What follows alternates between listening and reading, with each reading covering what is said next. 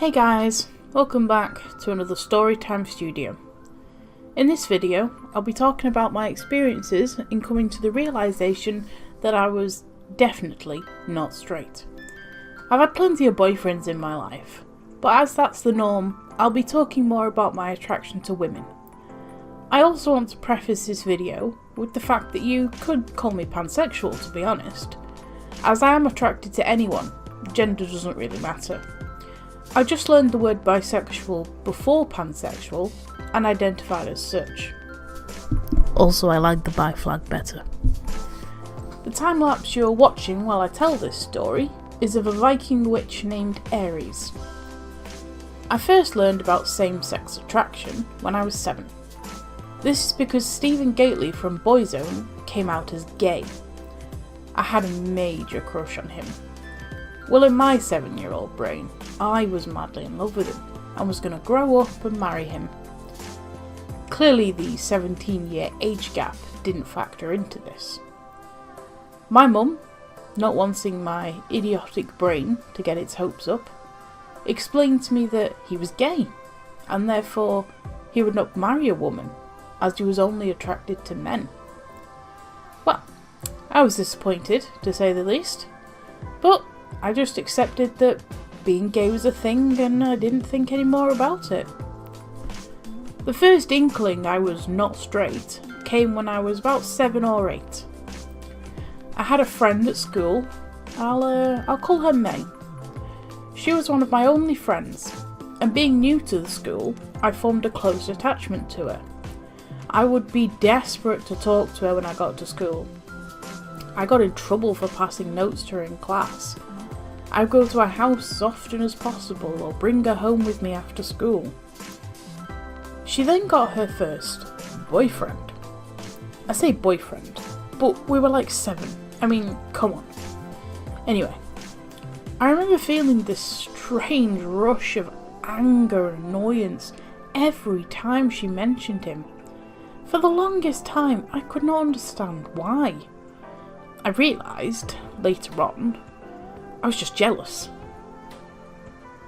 When I was moving to live with my dad, when I was 9, the last day of school was so hard. Saying goodbye to all my friends I'd made. But saying goodbye to May was the hardest. I remember hugging her outside the school gates for the longest time. I just didn't want to let go. As we pulled away, I had the mad desire to kiss her. I went in for it, but panicked and bottled it and kissed her instead. Kissed her cheek instead. She pushed me away, jokingly calling me a homo. I laughed it off and said goodbye. I turned away, still smiling, but inside I was crushed. Fast forward about a year later, I was in the choir at my new school, and the choir teacher always stood me next to a girl in the year above me. I call her Betty. Betty was cool. No other word for it. She wore fingerless striped gloves and had an emo fringe. She really rocked that early 2000s Avril Lavigne aesthetic. We used to sing a Beatles melody, and when we sang the line, "Lend me your ear and I'll sing you a song," she used to gently tug on my earlobe. Well, I lived for that moment each week. I never said anything to her, really. We just sang next to each other. She ended up going to the same high school as me, and every time I saw her, my heart would skip. But we weren't friends. She would just smile when she saw me. She was in a band too, as if she could get any cooler. I bought one of her band's badges and I still have it to this day. My next female crush came in the form of my high school best friend. We were friends in summer school before high school, because we were both very bad at maths. And then again we were friends from years 9 to 11. She was loud and fun and a bit bossy, but so was I. She loved hugs and holding my hand, and she would often sit on my knee or lean up against me and I'd put my arms around her waist. I was pretty smitten, to be honest, but never said anything as I didn't want to be bullied by people any more than I already was. Also, she never stopped talking about boys, so I didn't really see the point in telling her. As this was during my hormonal teenage years, I can't ignore the fact that I was also ridiculously attracted to her body. She definitely won the puberty lottery, and she had massive boobs for her age. We lost touch after school, which is sad, but life moves on. At this point in life, at the age of 16, I was pretty convinced I was into girls and boys. I can't specifically remember where I picked up the word bisexual, but I've identified as such ever since. I've never officially come out. I didn't feel the need to. My family does know to some extent, but I never really felt the need to make a big deal out of it. My mum already knew, as I told her about all my crushes over the years, and she treated each one of them the same. She shared her experiences with me as I grew up. She was my best friend, and I miss her every day. There is one story I never told her, and by the end of it I think you'll understand why. In my final year of school, I became close friends with a girl that I used to hate. She was in the year below me. We got on the same bus to school every day, as she only lived down the road. I'll call her Joan. I can't really remember how Joan and I stopped hating each other and became friends. Just that we did. It was an odd friendship though. We didn't really talk to each other at school, but we'd spend almost every evening and weekend walking the streets of our town, or hanging out at the local park, or getting chips from the local chip shop. The attraction I felt towards her was pretty intense, but I never planned to act on it. One day we were hanging out on her bed at school, after school, and we were playfully teasing each other. I kind of ran out of playful insults, so I decided to give her a swat knot. That's where you pull the tie so the knot ends up so tiny that it's really hard to get undone. So we were sat next to each other side by side with our backs against the wall, and I took my chance. I jumped on her, straddling her, put my legs either side of hers, and proceeded to yank on her tie so hard.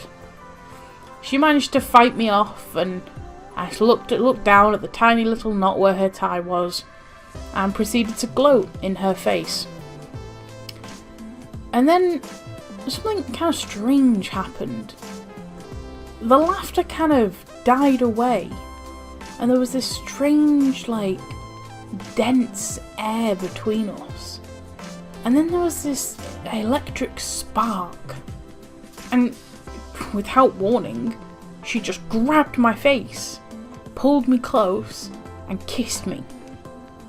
Now, up until this point, I thought the phrase "took my breath away" was only something that was said in films.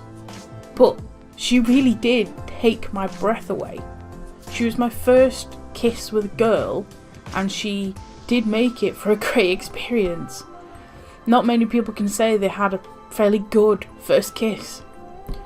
So anyway, we kissed for a good few minutes, frantic, teenage, unpracticed kissing. She reached up under my skirt though, and I panicked and jumped off her. I just really wasn't ready for anything further than kissing, as I was fairly innocent these days. She was grinning, and as the tension broke, we fell about laughing. She played it off as she wanted to practice, and I joked that she definitely needed to. But we never spoke of it again, and we didn't really stay friends long after that. Just kind of fizzled out. I wonder if I hurt her by jumping off her that way, if her feelings were damaged. I do kick myself sometimes when I think about maybe I should have said something more to her, that I liked her, etc. But I was young and scared of rejection. I was scared that if I told her I liked her, she'd tell everyone at school that I was a lesbian. And at the time that seemed like a bad thing because people got bullied for the slightest thing. I did look her up on Facebook recently, and she seems to be doing really well, which that does make me happy. I haven't had any more experiences with women after the age of 16, mainly because I've been in 2 long-term relationships in the past 10 years. That doesn't invalidate who I am though. I see a general opinion online that if you're bisexual, but in a hetero relationship, that means you aren't bisexual anymore, which just isn't true. My final thoughts are, do not feel like you have to hide who you are, or that you have to justify it to anyone. Be yourself, and the people that truly care about you will always be there. If you're struggling with your sexuality, I'll link some helpful websites in the description. And if you have any questions, please feel free to ask me in the comments. At the end of the day, as you grow up, you'll meet plenty of sexualities and bond over shared experience, as I have done and do with my current best friend. Thank you so much for watching and listening to me today, and I'll see you later. Bye bye!